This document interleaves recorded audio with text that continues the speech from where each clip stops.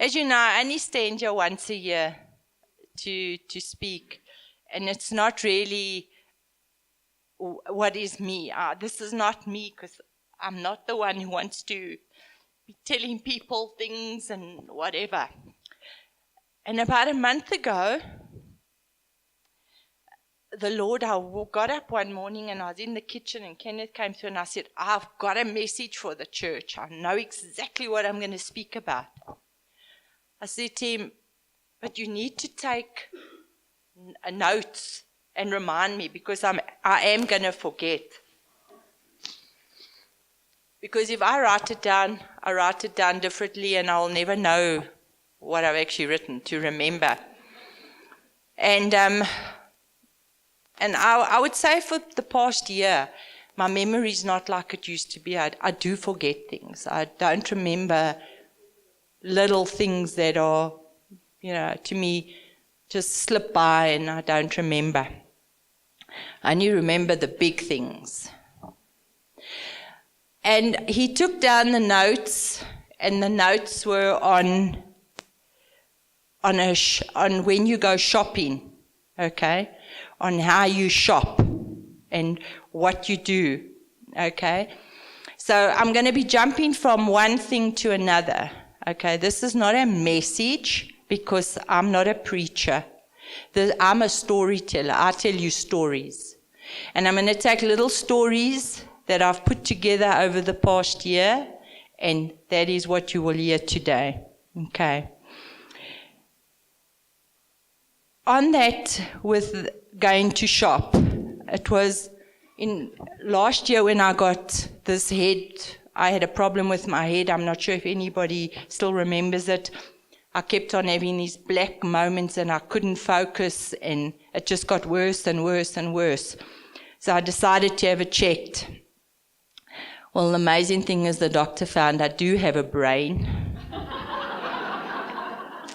And that there was nothing actually wrong. They couldn't find a thing wrong. It still happens to me, but not as much. And I do feel, it actually happened when I was sitting there, but I think it's a stress-related. We've worked it out that it's stress-related. So I'm not focusing on that anymore. I don't talk about it. If people ask me, how's your head? I say, no, my head's great, because I'm not focusing on my head. And then it got to early January, and I decided I must do something about my weight. I need to lose weight. I want to be healthy. And in the 28 years Kenneth and I have been together, I've always been overweight. He's never ever told me, go on a diet or do gym or do this or do that. He's never done that. He accepted me the day he met me, and that was it. So 28 years later, I'm still overweight. About 3 or 4 years ago, I did go on a diet, and I did lose a lot of weight. But you know how it is. It slowly just all creeps back on again. And I decided that I was going to get my mind right, and I'm going to go on a diet. But I wasn't going to go on a diet that just lose the weight. I wanted to go on a way of life where I'm going to now be eating for the rest of my life. And I have a friend, Kathy. She spoke earlier on in the month. And we were talking, and she said she's never lost weight. She's never lost more than 1 kilo. She's a diabetic with tablets. And one day I decided to tell her, I said to her, why don't we go on a 7-day detox to Pretoria, and let's just see. It's a eating plan. And she said, that's great, let's go. I don't know if it was to get away from Chris, because he's a feeder. He just feeds. So we left on the 16th of April in this year, and off we went to Pretoria for 7 days. I was so motivated by those 7 days, and my head just became so focused on what I eat. And the reason I'm telling you this is because this is how we are as Christians. We see things that all look so nice, and we want them. They're all nicely packaged. We want it. Okay? But those things are not always good for us as individuals. Because I love sweets and cake, and I love good food. So I enjoy making nice things and cooking and that sort of thing. But I've realized one thing, that is not an important part of life. Okay? Because if you don't have it today, you can have it next week, next month. It's never going to go away. It's always going to be there. But until you cling on to the Lord, because He's there for us every single day.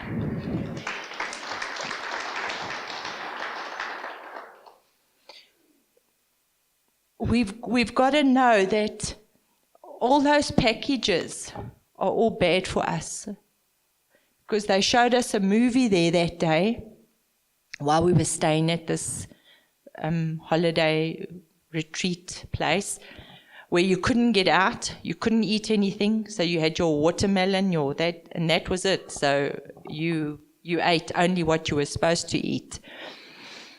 They showed you a movie, and I'm sure some of you might have seen, it's called That Sugar Movie. When you go into a supermarket and you just see these rows and rows and rows, and there's all this beautiful packaging, and it's like you don't know what to grab onto because it's all looks so nice. And then they show you when you go into a supermarket where all that sugars and sugars and all these sauces and everything are mixed into it. Those rows are just empty. You see a box here and a box there. Because none of that stuff is good for us. Okay? And it's like an everyday life. We cling on to things in life that we feel are good for us, and they're not good for us. We need to cut them aside. And that goes, and I know it's hard because it's for people as well. Over the years, Kenneth and I have had a lot of acquaintances and friends. But you know what? We've realized they don't think like us. They don't do what we do. We're not in tune with them anymore because our way of thinking is totally different to their way of thinking. And after a while, you just drift away from them because you basically cut them off because it's not what you want in your life. You don't want to see the destruction in their lives, and it's just an ongoing thing because they think that is the only way. So basically, over the years, we've distanced ourselves from many, many people. We would rather be having friends that are in the same mind frame, the same way we think. And it's not that we're better. None of us are better than anybody else. But we need to understand, as long as we fall into the world side, we're never going to change. Because that is a nicer side. Those boxes, those packages are the best. Okay. We're always going to go back. So in all of this, Kenneth started a garden at home. So we got 4 patches. 1 patch has died. He blames it on the other guy that planted it. But the other 3, spinach is quite high. We went for a walk there the other day. So we got spinach. And in the morning he'll come and he breaks off 2 or 3 leaves. He washes it. And we eat it. And I thought to myself, what better is that than anything else? Because it's real. It's, and this is how we must understand. Jesus is real. We just have to give it our all. He's putting his hand out to many of us, and we just want to, we'll hang in there, but but tomorrow and today and whatever. And this goes for the youngsters as well. we want what's out there, but we also want what the kingdom gives us. We've got to make a choice. And your choice is up to each and every one of us. It's not well, maybe it's good for them, but not good for me. No, it is good for all of us. And we need to do that. That was... Oh. So that was my weight journey. I have lost 21 kilos.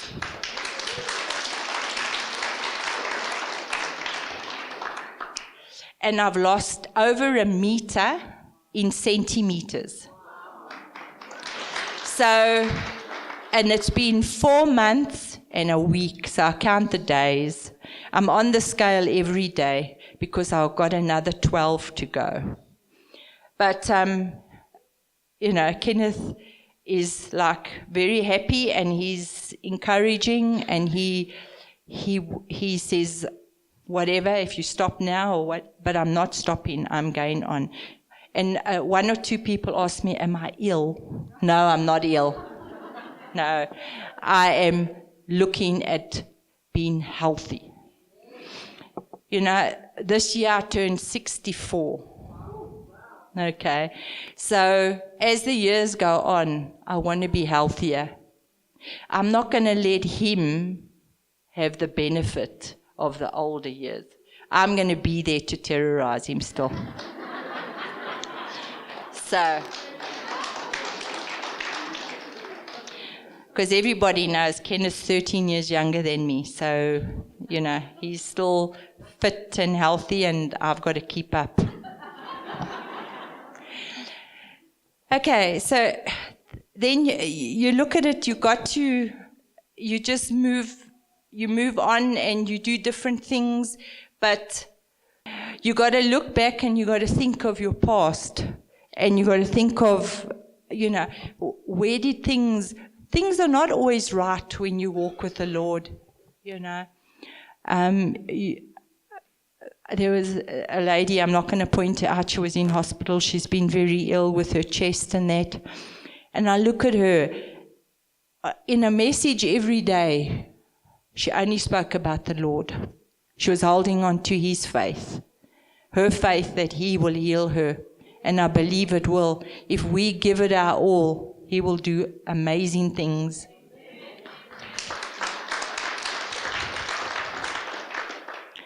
Sometimes we want to do things in our power, and Kenneth and I do it often. But we always know that we've got to go back to the basics, because the basics gives us our foundation of where we're going forward. And going forward is trusting the Lord, having faith in him, and knowing that he can do it all. Because when we were born, we were all knitted together in our mom's womb. And from that, we were given life. And from that life, what we do with it depends on us, because we have the choice. Nobody gives us the choice. So, and many people will say, yeah, but I didn't have much of a chance in life. No, we all have a chance. We all have a choice to change and to do something that is right. Okay? And it goes back to when I have to prepare a meal, or I have a lovely piece of chocolate cake, that's my favorite, and I can just look at it and say, you know what, in 5 months' time, I'm going to have you once a month. So that's the best part of it.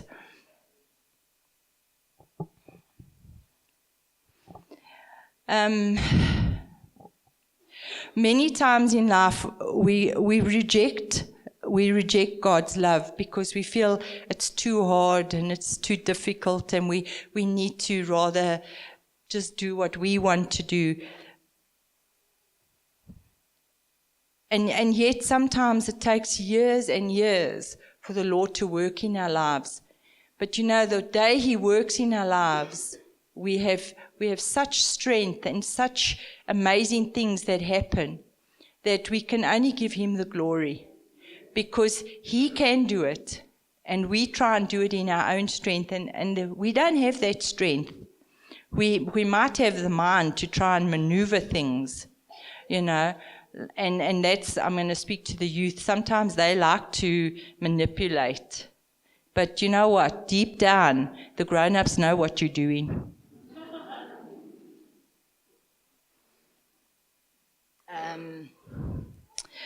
Okay.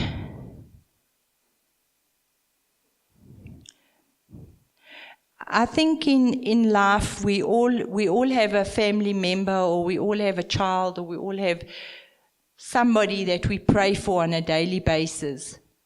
I've got quite a big family, so my family starts from Australia with a troubled nephew, and it goes down to London to another nephew, to a wife and children, and more children in Australia. So it's quite a lot. So when I lay in bed at night and you start your prayer, and it's like you go from them to them to there, and then you jump, whatever.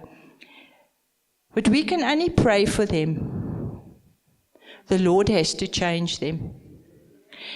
There's some point that they've all heard about Jesus. Whether they grasp it, or whether they take it, or whether they discard it, we know we've done our prayer. We've asked the Lord to move in their lives, to change them. So it's just one of those things.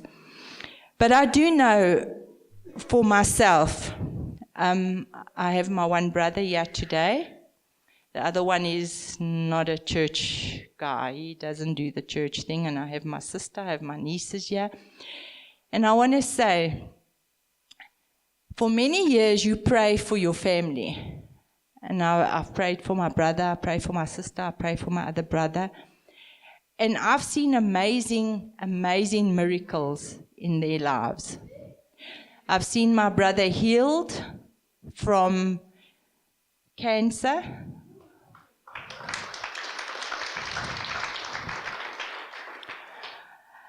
And I'm going to give a testimony on, we actually spoke about it on Friday night, on my brother, when the last operation he went into. I might not have all the facts, but, they took him into theatre and they were going to do an operation on his bladder or his prostate, I'm not too sure. And he was lying there and he phoned. And he said, you need to come here because the doctor says I might not make it. And I said, what do you mean? I mean, this is like 7:45 in the morning, and the traffic to get to Joburg Gen is difficult. His daughter phones me, you better get here. They say that my dad might not make it. In the car, and off we go. We get there. Laurie's already... That's my brother at the back. He's already laying in the theatre. He's going to go in. So Kenneth goes in. He prays with him and whatever. So he says, no, the doctor says that if I have the operation, there's a possibility I can die. I said, but don't have it. No, but the doctor says I have to have it. So the doctor explains to us, he says, the type of cancer he has will be such a cruel death that it's better to have the operation. And we're trying to say, but he'll die in the operation. He says, yeah, but that would be a better death. I mean, how do you explain that? And the whole thing worked. And they took him to theatre. There was a lot of tears. I know my sister's sitting here, she doesn't know about it. Sandra doesn't know about it, Laurie. So we were, a lot of tears, and, and we waited, and 2 hours, 3 hours, 4 hours, and nobody came. And they brought a gurney out with this big green, and I said to Kenneth, please go look. Maybe they never told us. So Kenneth says, I said, please go look. So he lifts up, and it was somebody else. Because you know how your mind works. You were so that was going to be him. Well, after 4, 5, 6 hours, Kenneth walked into that theatre and he said, where's the recovery room? I want to see my brother-in-law. He says, oh no, He left 3 hours ago. He's gone down to high care. So we rush down to high care. We walk into the ward. He's sitting there. He says, "Damn it, man, I'm hungry." So, you know what? That is the Lord. Because we prayed and we asked the Lord, give him longer life, you know. So that is what he got. He still has his days. He's still not feeling well. I have a sister. She's still not feeling well. I have another brother who's had a kidney removed from cancer. He's had prostate cancer. I saw him yesterday. He's had a bad liver. He's had bladder cancer. He's still driving around, walking around. His chest is bad. But you know what? And I believe it's our prayers and their faith that gets them to this point. So, you know, today we just know we'll never give up praying for each other. Never give up praying for your family, for your friends, for whoever's around you, because it's our prayer that's going to change their lives. So, yeah, that's for my family. And I just want to... The other thing is you'll see 4 lilies here, 4 little lilies. I'm not much of a gardener. I don't really garden. But we had a pot plant and it had lilies in, and we had another one with lilies. And one day we were moving and they were very dead. And I said to the guy that works for us, Peter, I said, "Peter, please just move this over there. They're all dead." So he left it there. And I said, "Put it there under the tree." Well, when we went to look at our spinach, we walked past it and there were these 4 beautiful lilies.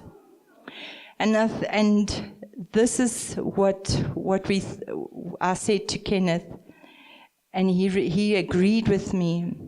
When you are placed in the right place, you can grow.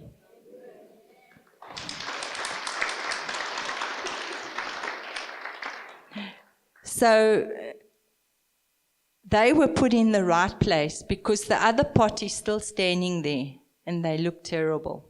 They're all hanging. And the amazing thing is these don't get a lot of water, but they still grew like this. So, you know what? Today you might be sitting and thinking, I don't know if this is really my kind of place and if it's my kind of church and if this is where I want to be. You know, you've got to look at it. Am I growing here? Am I comfortable here? Am I hearing from the Lord here? Do I know I have a place here? Am I loved here? Do these people care about me? Do they only think about me when they see me on a Sunday? I don't know, Kenneth might, but I don't. Because during the week, he always comes home and he says to me, "Okay, I took a photo of the men so that I can check up who's not here." So, Rudy, your ears were burning for 2 weeks because I kept on moaning at him. He wasn't at church. So, yes. You've got to be comfortable. You've got to know this is where you are and this is my place. So today maybe you'll make a choice. But I hope we see you all next week. The other thing is we all need to get serious with the Lord at some stage. And we need to know that one day we're not going to be here forever. And the day we close our eyes, we want to be in a place where we are with our Heavenly Father. I don't know if you all know Michelle that was in the church, and Dean. Michelle's mom passed away this week. And I had a lot of time with her in that week. And we just spoke about things, and she just spoke about people that she'd forgiven in her life. She was a German lady, so she was quite a hard lady. And we just spoke about different things, and she realized that there was people in her lives that she needed to forgive, and she'd forgiven them, and she turned around and she said to me, "You know, I'm going to die." I said, "Yes." She says, "But I know where I'm going." She says, "And I actually feel happy about it." And that was very important. Because at 78, she was still young. She'd battled cancer for 8 years. She'd had both her breasts removed. And we've got to realize that there's never a time limit on when we might not be here, because it's a very short life. We might think 78 years, but she could have enjoyed another 20 years with her grandchildren. So we've got to realize, get serious with the Lord. Let Him know that you come in and that you will be in His house one day.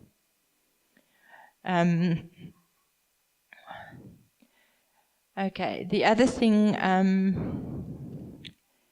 the only other thing is, there's not always time. We always think tomorrow we'll do it, and maybe next week, and I'll just do it this time. But no, we need to do it immediately. We need to move with what the Lord wants and what Jesus wants from us today. I just want to say the other thing. You know, there's many people that have come into this church and they've just been part of us, and they've just grown with us, and we just love them dearly, and we know for a fact the more time we spend with people, the more you attach yourself to people. That is just a known fact in life. If you know someone and you get to know them more, you love them more, you want to be around them more. And that is, we've developed relationships with people, and we're grateful for that, for their love and their care towards us. And that appreciation that we had a few weeks ago, we were really, really blessed by it, for the love. And we've watched the DVD, and for the amazing things people have said, and for the youngsters that just, you know, are naughty, but we love you all. So we're just grateful for all of those things. And today I just want to say to my family, and that goes for Louise and Sharon and Megan and my brother Laurie, and for Sandra and Debbie and Kim and Tony and Antonia and Gabriella. Those are my immediate family here today. I love you all so dearly, and I pray for you, and I just want the best for you all.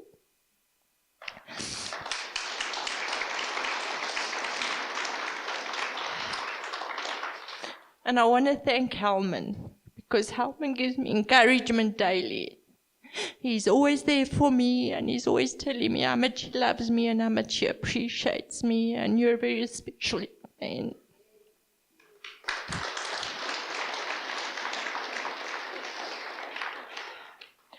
And to Kenneth, I just love you lots. And I'm done.